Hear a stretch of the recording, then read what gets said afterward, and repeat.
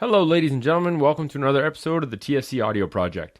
In this episode of Shop Talk, Mike and I have a conversation about the potential for physical education in grade school and of creating a movement-rich environment to enhance how developing brains absorb information. We talk about the work of Dr. John Ratey and his focus on exercise in the brain. His science is really showing us that kids get smarter when they get out of their seats, and it's a really interesting topic.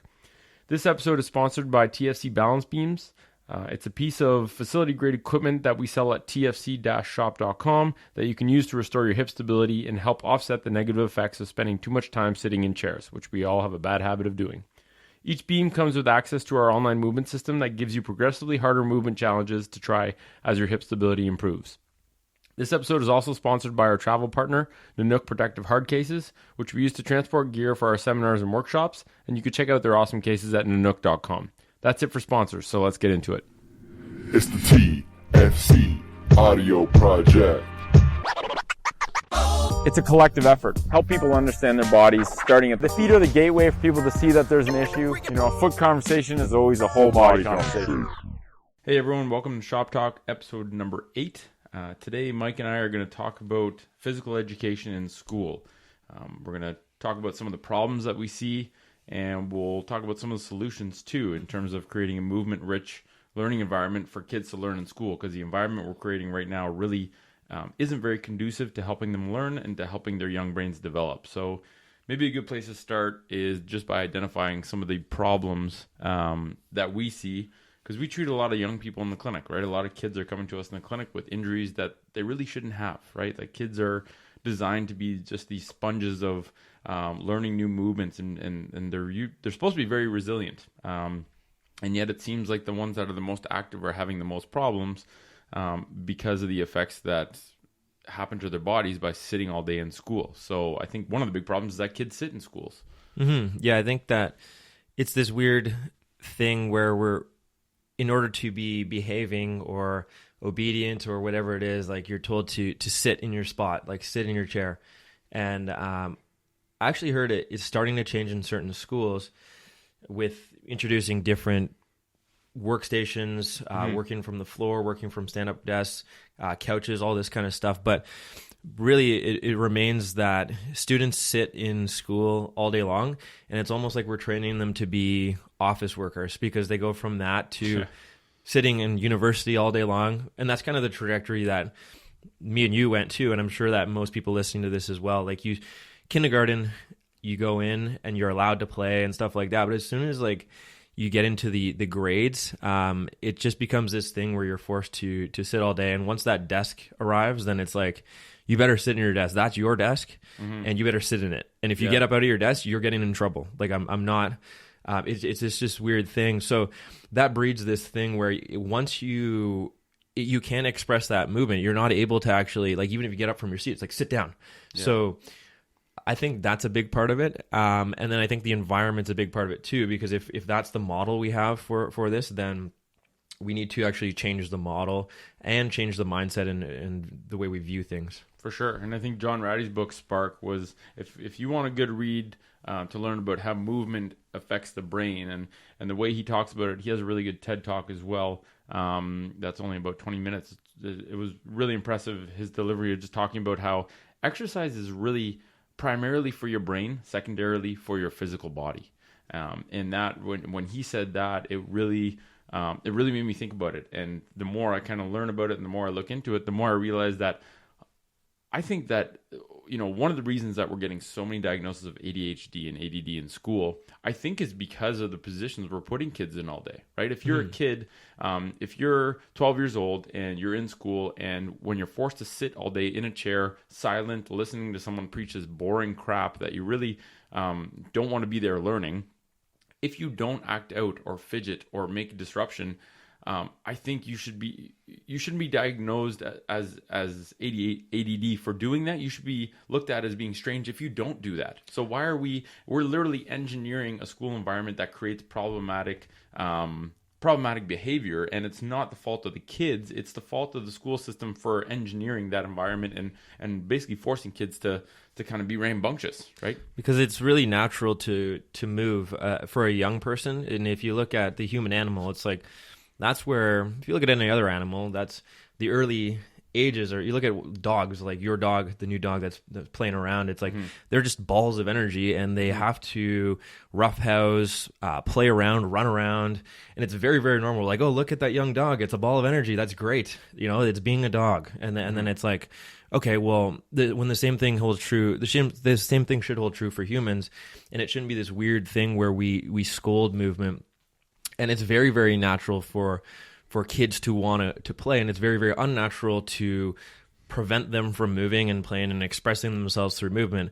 And I think that's where, like you said, that book Spark, there are certain school districts, I think Naperville in the States, I'm not sure what area that's in. That was one of the examples of certain school districts are going out of their way to change the way they structure their days and change the environments a little bit, and adding these exercise and movement components to the day. And what they're seeing is like really dramatic results in terms of productivity from the kids, test scores, concentration, discipline problems. All these other things are drastically improving by scheduling in more and more movement, exercise sessions throughout the day, and at opportune times too. So I don't know if you were telling me about that. Yeah, so in his, I was listening to one of his TED Talks a couple days ago, and he mentions an inner city school in South Carolina. So they did kind of an experiment. They took a really low resource school. So the school had one gymnasium, one gym teacher, very low resources. So you can't implement this huge frame shift of expensive program with expensive equipment. They saw, okay, with these bare bones, what can we do? And essentially what they did was every morning for 30 minutes, all the kids had a movement session. And so I think he said there were 8 stations set up. One was basketball, one was jump rope, one was pogo sticks, hula hoop. Like, just, they really weren't significant, specific exercises. They were just movement. And they had those stations so that there was variety, so that there was novelty to it. They didn't get bored. And one of the things that he said that shocked me was in the first 4 months of doing that, they had an 83% drop in discipline problems that they saw from the school. So, big mystery, you get the kids moving and they act out less in school. 83% in 4 months, that's insane.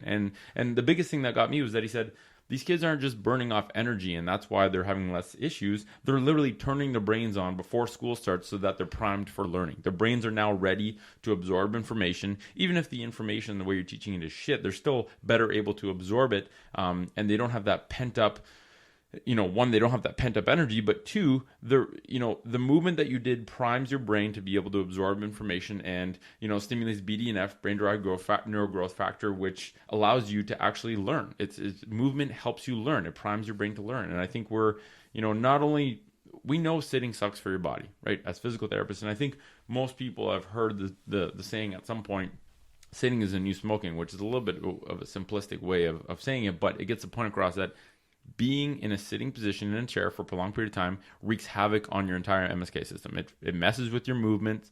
It creates these compensatory movements, and kids that are growing, their bodies are expanding.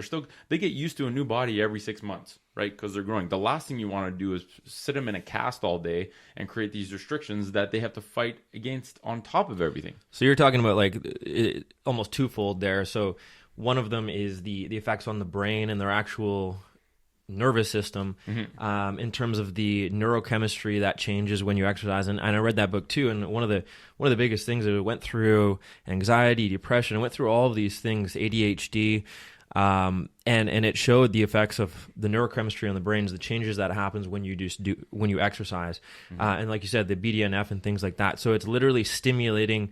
It's creating an environment in your kid's brain to allow them to consume information better, to learn, to be engaged, and all of this. So that's kind of that, and people don't even think about that. Like you say, it's everyone's thinking about, oh yeah, it's good to be active. Yeah, it's good to be active. It's healthy, but it's like, no, it's literally what's going to create more productive beings and more happy, engaged humans who develop through the system. But the other factor is, like you say, it's the physical part of putting your meat vehicle, like putting your body in a position and just keeping it in that position. And That's terrible. Like I said to you, there was 1 week, it was a few weeks ago, I had 3 kids who were all under the age of 14. One was 14 and I had 2 13-year-olds, and they both had the exact same presentation. It was like super strange to see that all boom, boom, boom. And it was just this like flex posture. 2 of the 3 happen to be video game aficionados, and combine that with sitting in school all day, we have this like weirdly rounded spine. These kids had real trouble moving. Their shoulder blades were winging. It's just, I was like, okay, and they all came in with neck pain. So neck pain, really? Yeah, Wow, they all that's came in with crazy. neck pain. So what I did, and a lot of it just was musculoskeletal, or a lot of it was muscular. So like literally just release their traps for 5 minutes. Like, oh my god, I feel better. But then it's like you get them foam rolling their back, and you hear boom, boom, boom, boom, all these pops, and it's like you're just sitting, you're in that flex position for all day, like not even like mostly. And their parents were like, can you please tell them it's their posture? And it's like, it's unfortunately you have to almost tell kids this these days, but I mean, that's what this is all promoting. It's like, it's very normal. Like, how about you tell their school that this is what they're causing, right? Like, okay, yeah, it's not good that kid's playing video games at home, but they might not even know. It's part of the fault that video games are literally engineered to be addictive. So how can, these are little tiny kids. Obviously, they're going to be addicted to sugar if you feed them sugar. Obviously, they're going to be addicted to video games if they don't know that there's, if they don't know that movement has the capacity to be a really fulfilling activity, right? So they just haven't found, a daily habit of moving with friends or playing a sport or whatever it is. And I think the beauty is that where video games are going, and with kind of this VR stuff, I think there's going to be a nice blending of movement and the digital world, right? I think there's going to be games where, I hope, and I mean I think that's going to be an option, yeah. But if you combine them having to move as part of playing this game, I think that'll be very cool, and I think both of us think, fingers crossed, that actually becomes a reality.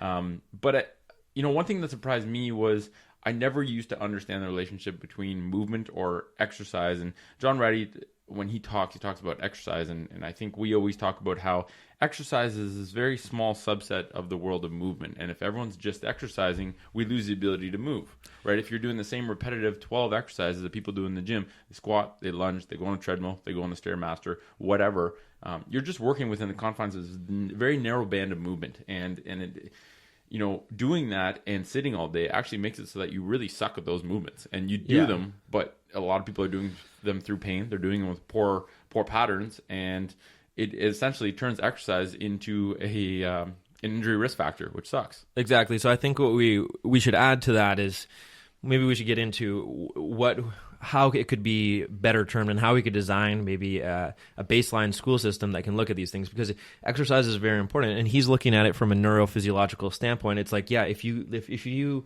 get on a bike and get your heart rate up, and get your juices flowing, this is going to stimulate all these neurochemicals in your brain, and it's literally going to help you learn better. But it's like, okay, there's also the component of how you're moving, your movement quality, your mobility, your ability to express movements through your life, your ability to not get injured when you go to play sports. So that's the other side of the token, is that it's not just exercise, it's building this physical capacity and also movement,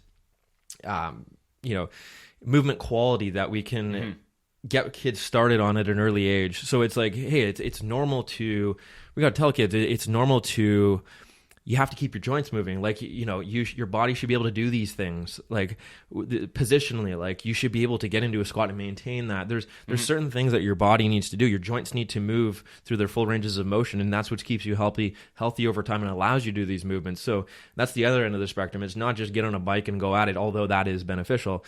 It's how can we physically educate kids so they can take care of their physical bodies over time, and not run into these health issues and not know how they got there and think it's completely normal. Oh, when I have osteoarthritis in my knees at 40, that's normal. Look at it. Look at the stats. That's normal these days. Yeah. So it's like, no, that shouldn't be normal. So it's normal, but it's not natural. And I think, so, okay, if you compartmentalize, you say, okay, what's the problem? Problem is kids sit all day. Having a movement-rich environment not only is better for their body, not having them sit in chairs all day, but it also activates their brain, reduces the amount of problems that kids have in terms of discipline issues or getting into trouble, that is how a human is supposed to grow, in a movement environment. That's how they learn, right? Having roughhousing or having team sports, like these are all things that play into just allowing their brains to actually develop properly. Like, movement improves learning, and I think the research might not have been there before, but it definitely is now. If you look into it, the more someone moves, the better they are at learning, the better they are at implementing higher cognitive functions like memory. Working memory is enhanced by movement. Focus is enhanced by movement. John Ratey says that exercise. Getting a bout of exercise is essentially like getting a small bump of Prozac and a small bump of Ritalin. Why? Because exercise and movement in general reduces depression. And it also improves focus. So it's like, why, if you can just go out and move for 30 minutes, do some vigorous exercise and some novel movements to get the same effect as you get by taking an antidepressant and a focus enhancer, then like people need to know that that's something they can do, right? If kids are getting unfocused, if you're a teacher and the class is getting rambunctious and getting out of control, you should be able to say, okay, you know what? Let's go outside. We're running around for half an hour. And it's not just to burn the energy, but it's actually to prime their brain so that when they come back into the classroom, they're ready to learn. But it's also to just get them in a state where you're fulfilling this desire that's trying to show itself through ADD, through people, getting frustrated with what they're learning. And it's an easy outlet. So how do we structure, like you said, what's the solution to the problem? So I think that you got to look at it there's the grand scale of like the whole school system and how that's set up and the environments that kids are learning in throughout the entire day. And like you say, implementing these, maybe we can talk about that after. The other thing is like something that currently exists is a physical education class. So that might be a good way to start. Because we have a class called physical education. The unfortunate part is it doesn't physically educate kids. Exactly. So they throw dodgeballs at each other and go into a weight room, not really knowing what to do. Like, building that up from the ground up and making it simple yet extremely effective. That's a good way in, because then we can have a class that's dedicated to things that actually matter over time. So some things that you might include in that, some baseline movement screens, some baseline fitness tests. And there's fitness tests that do exist in a lot of schools, but they're just kind of outdated and mundane. Yeah, like the beep test is there's a more exciting and a more effective way to test fitness in kids, and having it on a broader measure and incorporating an element of movement quality. This isn't complex stuff, right? Like, why don't you put the FMS in schools and have kids graded in their gym class based on how well they're moving, their ability to demonstrate fitness standards and movement quality standards. Yeah, because they should all be able to do that,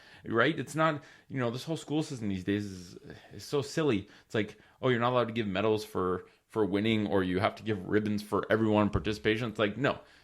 I don't care if a kid's overweight. It's even more important that they start to work on these standards, right? Yeah. It's not, oh, you're overweight, so you shouldn't have to adhere by the same standards of all the humans that are 12 years old.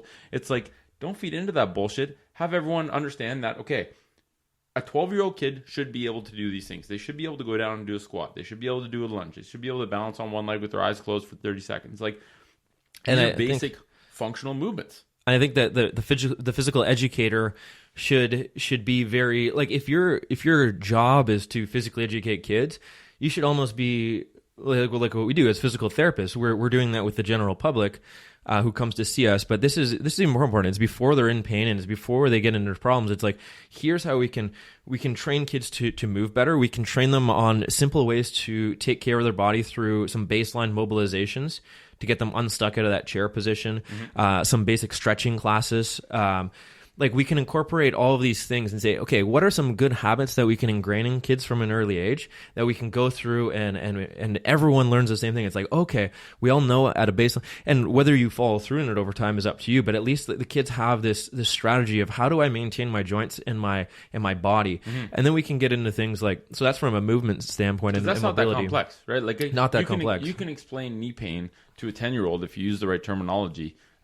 So it really you just get is them not doing stuff too. They're putting them through stuff. You have a class where you have an hour a day or whatever it might be, where you can actually do this stuff, and you might maybe the first 10 minutes of every class is something like that, or maybe you have units interspersed throughout the year that are based on maintaining your physical, and not like you say, it's like so sports oriented. It's like, yeah, we can still play sports and stuff like that, but let's focus on your body for a second. Let's keep your body moving well, running well.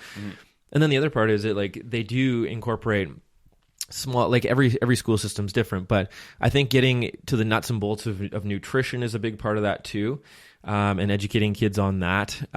With sleep, like, why don't you teach kids the fundamentals of offsetting the effects of sitting? Because even if you change the school system to allow them to not sit as much, they're gonna live in a sitting centric society, right? The likelihood is, the odds are that they're gonna sit a lot in university. They're gonna sit a lot in their daily life. They're gonna sit a lot when they start working. Okay, those are the odds. Hopefully that changes and people sit less as they become better informed. But at least teach kids, okay, try and not sit as much. But if you have to sit, here's what you do to unsit your body, right? We were just talking about this.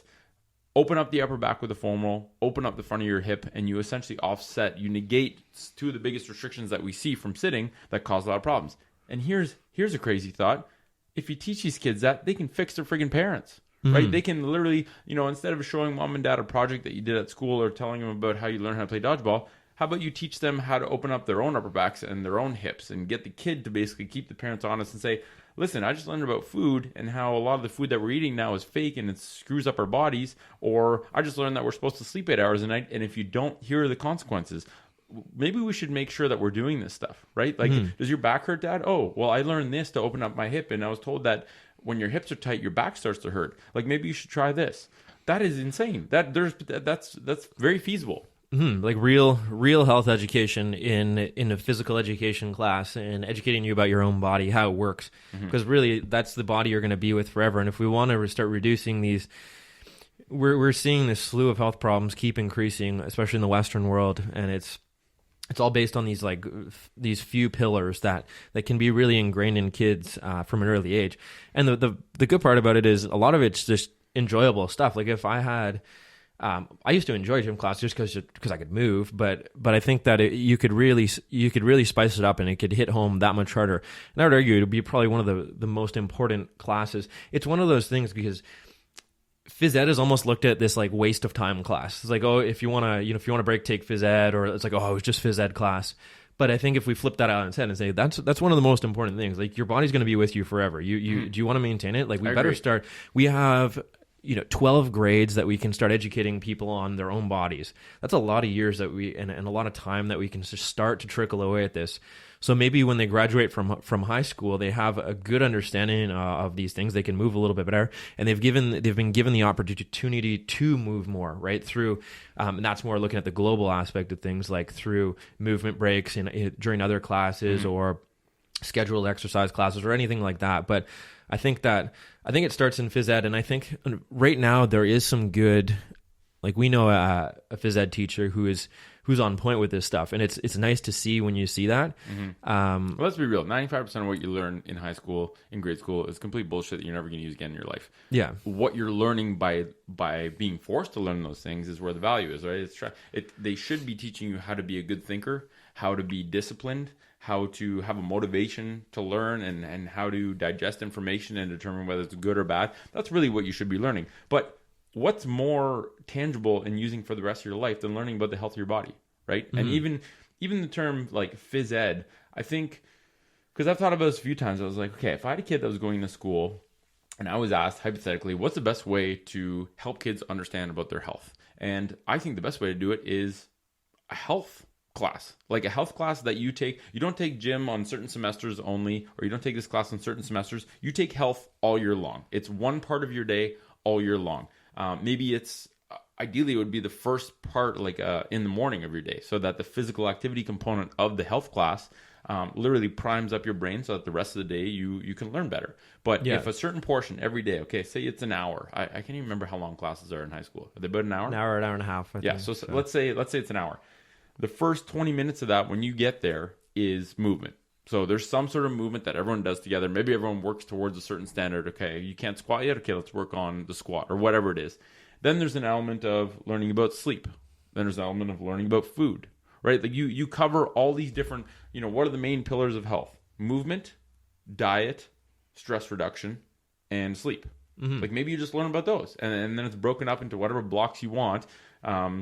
But if you move first, it gets kids able to learn the other stuff, right? Because sleep might not be this very sexy subject, but if you get them moving and you get their brains ready to learn and you put it into terms that is tangible for them, and you talk about sleep in a way, sleep is not a real fancy subject, but reading Matthew Walker's book about why we sleep, like that was super powerful. And even just talking about, caffeine, when you eventually start drinking coffee, this is what it does. This is how long it stays in your system. This is how it can affect your sleep. Like, I think kids would be open to learning this stuff if you create the right environment for them to learn in. And, I think I'll start by saying this. Being a teacher is a very hard job. It's not an easy job. Being a police officer and a teacher are, I think, two of the hardest jobs ever because you have a huge amount of responsibility. You're not compensated hugely for your work. And I think it's a big amount of pressure to basically determine how the next generation of children are going to grow up and are going to function as humans. Well, you're working within it's just like anything. You're working within a system that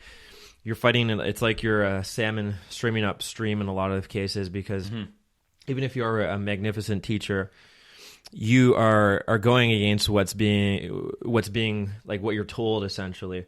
You're trying to run within a framework of the current curriculum in most schools and most school systems. So like I said, it's good to see certain teachers that kind of take it into their own hands a little bit and try to play with the boundaries and say, like, okay, let's try to do things a little bit better. But I think it's going to take something more, and it's like anything, these things take time. But the best thing we can do is produce healthy and productive humans that are able to do, if you work on the human itself, instead of working on shoving as much information into them as they can, they're going to be able to absorb the information that they need to. It's about creating somebody who's healthy, balanced, and ready to participate in whatever they want to participate in.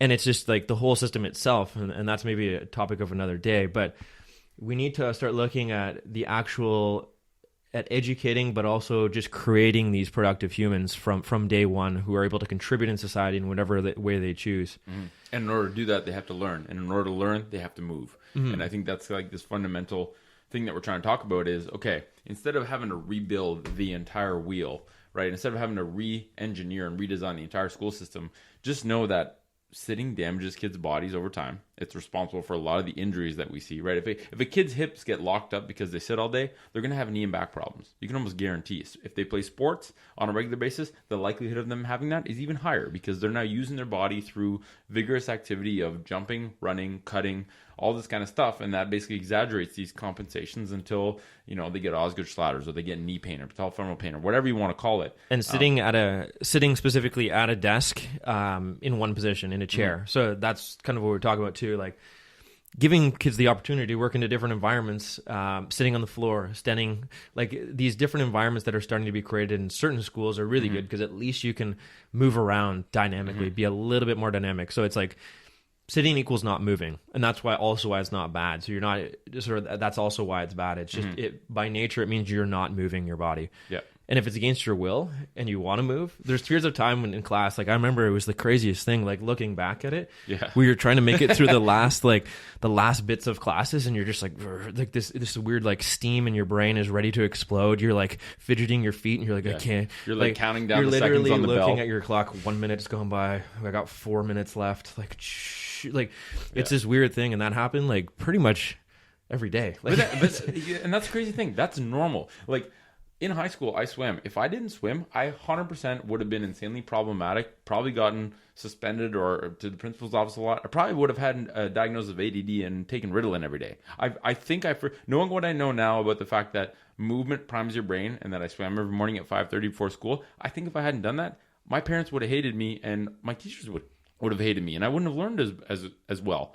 If we just incorporate a bit more movement, and particularly he talks about vigorous exercise and the effect that has. So not just moving. So movement is good, better than sitting, better to allow focus and allow an outlet. If they want to fidget, it's a lot easier to fidget when you're at a standing workstation. You have you can move your foot around, you can change your position instead of acting out.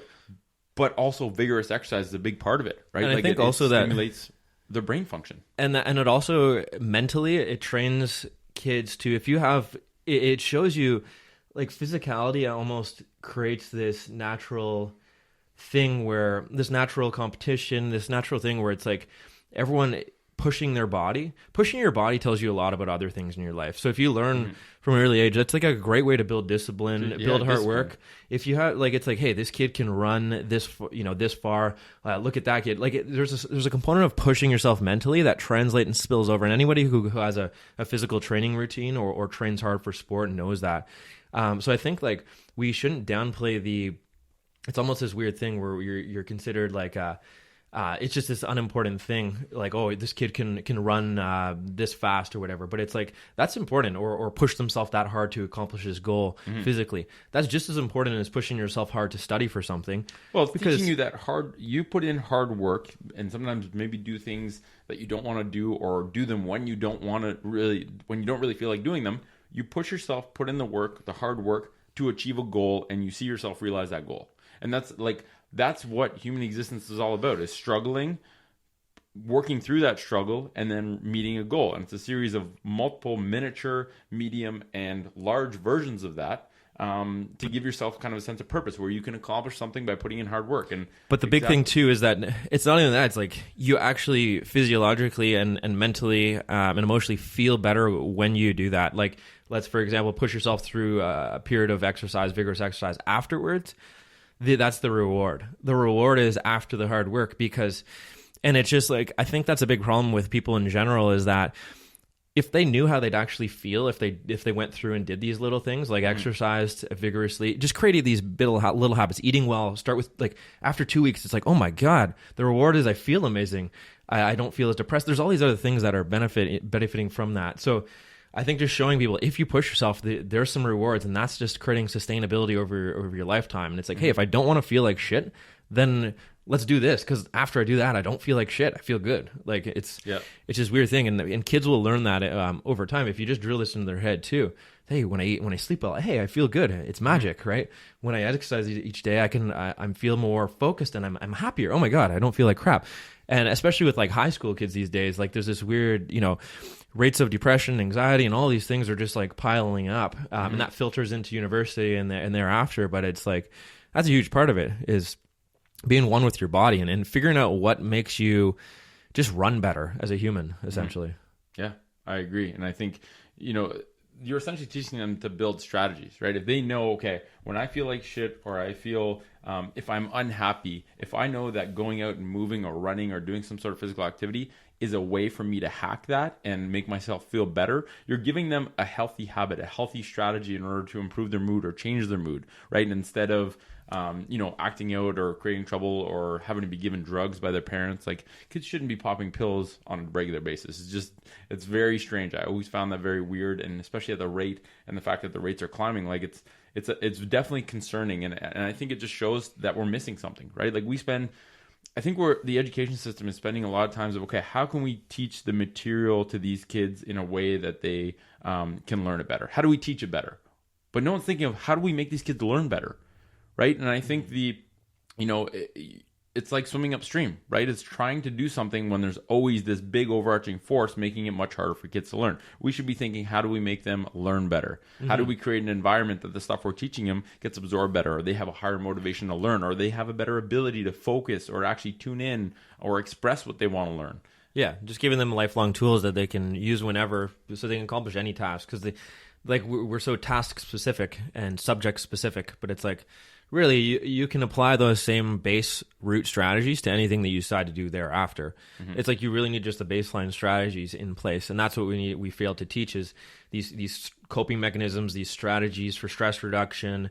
How are you going to get through the tough times, whatever you choose to do? It's not about being a math expert when you're in grade 12. It's like, that's great, but where's it really going to get you when shit hits the fan? Like, so yeah. And even using like a health class or a movement class in a way that promotes cohesiveness with the students, right? Like, I remember when we played dodgeball in high school, the nerd would always get picked on and just get launched dodgeballs at them all the time. So it was like, you're pitting you're taking these growing human beings, that humans are by nature tribal, and you're putting them in a place where you have one side versus the other side. Everyone throw shit at each other, and it's like, it's just not a very good environment to harbor. It harbors a sense of, I wouldn't say bullying, but picking on the weak links.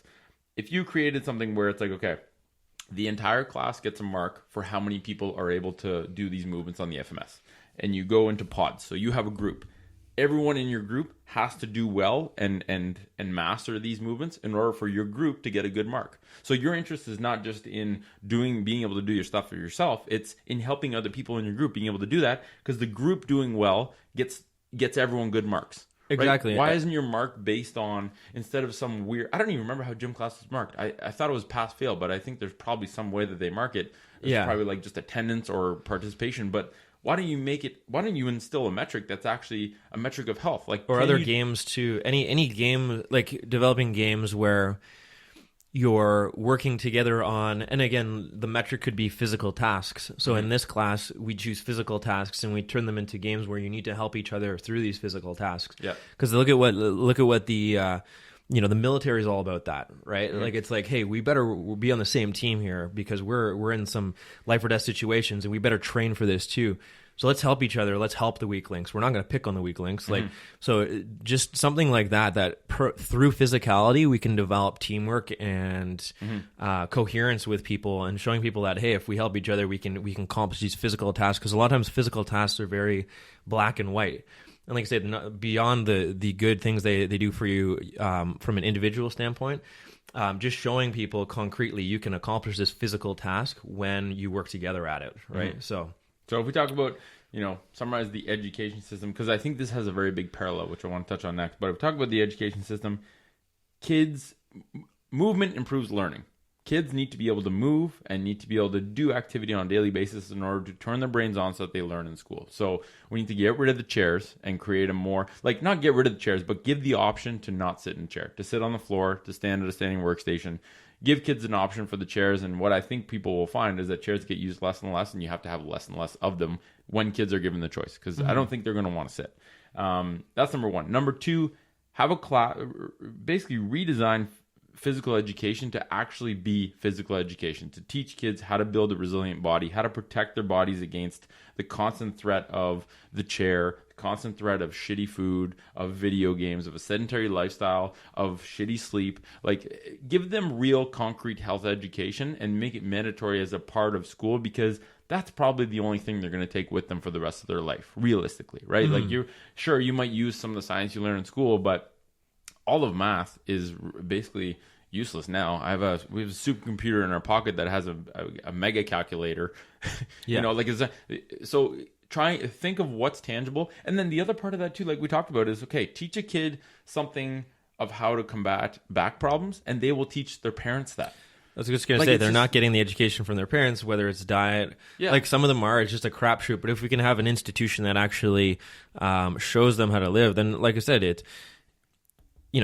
least they can, from the ground up level, have this information themselves. And it's multifactorial, but I think we can do a little bit better job, and we start slowly and implement these little things. Start chipping away at it. Then it's just something that we can do a better job at. And I think that this is a subject that's been talked about a lot in multiple different ways, but we really need to do something, because the times are changing, and I think that it's just a matter of, we can't just put up with like what's been, just because it's been done. And we didn't get into the history of the education system and everything and all these other conspiracies that may be involved. But just because this is the way it's been done doesn't mean that we need to continue doing it. It's just, it's going to take something. And something this important is worth working super hard to change, right? Like, if I think Elon Musk had a quote, if something's really important, it doesn't matter how hard it is or how much shit you take for trying to do it.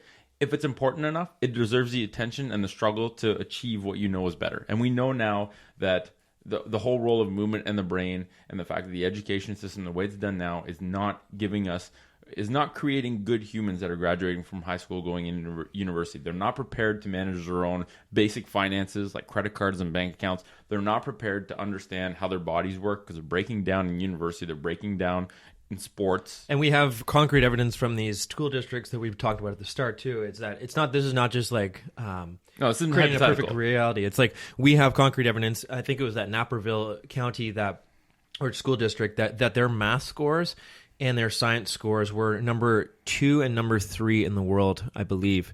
When you compare just that district to the world and all of the countries. Then if you compare the USA as a whole to every other country, they were way down the list, like in the 20s or 30s. I can't recall the exact number, and that's all they did was implement some exercise into their day. That's all they did. And even actually in this TED Talk, he talks about another school where this school, I think it was in Northern Ontario, actually, it was in Canada. So they took the 25 biggest bad boys in school, the ones that created the most problems, were disrupting the most classes. They put them all in one class.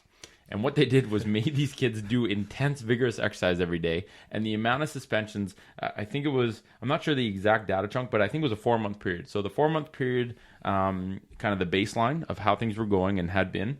And then the 4 months after they started doing vigorous exercise, the amount of days of suspensions went from like 100 in that period to 5. Exactly. And the amount of absent days from school started decreasing. So these kids that hated school, always got in trouble, were always fucking up, actually wanted to start going to school more and missing less days, and they were not getting suspended. Like, the results are very obvious. You can probably quote 1,000 of those same kind of case study examples. So the data is there.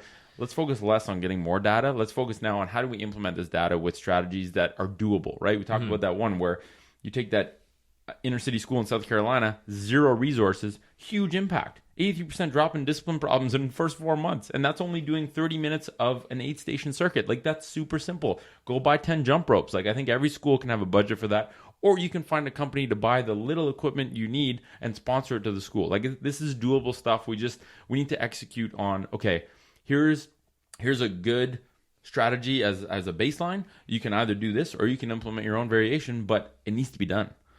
Oh, exactly. And then the bigger parallel that I was talking about, I think, we're talking about, okay, sitting is terrible for your mind and your body. Movement needs to be integrated because it decreases depression, reduces anxiety, improves focus, improves your ability to learn, improves your brain function.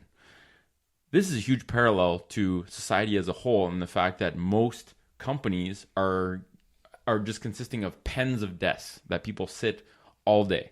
And I think if you take this and, companies talk in money, they don't give a the bottom line is that most companies don't care about the mood of their employees. They care about the bottom line. And if you attach those two together and say, listen, an employee that's happier and can focus more is more productive, makes more money, takes less days off work, is better for the team as a whole. Like, you put it in dollar amounts, it makes a lot of sense. Make a more active, movement-centric workplace, even if it's just 20 minutes a day. And instead of putting a gym in the office that collects dust and most people don't use, like, make it part of your workday. Okay, take 30 minutes out of the work that they're doing, implement something that's basically mandatory, and you will make all the other hours that they're there that day way more productive. Yeah, like, give them the opportunity to explore their bodies throughout the day. Implement that into the strategies for productivity. And it's just, just back to, you're creating more healthy, functioning, productive humans when you do that. And in the long run, because everyone looks at short term, in the long run, it's going to pay off in dividends. You're going to have less people quitting, like you say. Just everything is better when everyone feels more well, happier, healthier, and it feels a sense that people care about them too, and they're able to just do things that they naturally that are just promoting, like, them having a sense of well-being. Like, it's just one of those things. So you're right. I think if we train it from day one feeds into the next. But I think you got to look at, like, a bottom-up strategy with the schools, and then you also got to look at, like, a top-down strategy. So it's like, hey, companies can take the lead on a lot of things because sometimes it's slow to trickle in certain areas. So it's like, hey, you're seeing these companies like Google promote some of this stuff. Like Onnit is another company. You're seeing these companies start to say, like, hey, you can use the sauna during the day. You can move around. We have a gym facility. We have stand-up desks everywhere. You don't have to sit right here. You can do your work over there. Like, it's just like, hey, I'll bring people in. We'll run you through yoga classes, exercise classes. Like, this is all a part of your work day. You should be happy to come to work. Like, we're gonna provide good food for you guys. Like, this is all. So taking it from a top-down approach too will trickle down eventually. And I think that it needs to be both. It kind of needs to be both. But it does need to be both. And I think the way to really stimulate a huge change, even at the top, when you talk about what people do for the bulk of their lives, which is working in a career, if a kid from day one grows up in a movement-rich environment, in a school environment where movement is a big part, they feel good, they're taught, okay, we need to not sit in chairs as much, we need to make sure we're offsetting the time that we spend in chairs. That kid grows up his entire life knowing that they work optimally, their brains function optimally, and they feel best when they're moving. So when they graduate school, they go to a company, they're sitting all day. Like, I remember your brother said this. He went, he started working for a landscape architect firm, and he was sitting, and he was like, this is terrible. Because he's a movement guy, and he, like, within a month, he's like, I can't do this. He's like, I just can't do this. So what he did, like, to make ends meet is just, he implemented a stand-up workstation. He bought his own standing workstation. And he was the only person towering over the cubicles with a stand-up workstation. So that, but then everyone was curious, and now there's more and more of them. So exactly. I think, like, you almost need the stimulus of someone knowing that there's a better way, and that sitting all day is unacceptable from a physical health point of view, but also just, I don't work as well when I sit all day. It just doesn't, and if you've lived a movement-rich lifestyle until that point, you're just going to look for better options. Either that, or companies are going to have to change to provide better options. And either way, it's a good outcome. Exactly. So I think the moral of this one is kids get smarter by getting out of their seats. That's like probably a good principle, in that a movement element, not just exercise, but a movement element, even for a small part of the day, can let kids take advantage of the learning environment that's already there. Instead of changing the entire learning environment, incorporate some movement and they automatically learn better. It's better for their growing brains. They maintain physical function with good functional movements. I think physical education has so much potential to help kids understand what quality movement is, but also the potential to be an element of their day that improves the entire rest of their day in terms of their ability to learn. So anyway, hopefully that wasn't too ranty, going over the problems, but also providing some solutions. So anyway, hope you guys enjoyed the chat. We'll catch you guys next week.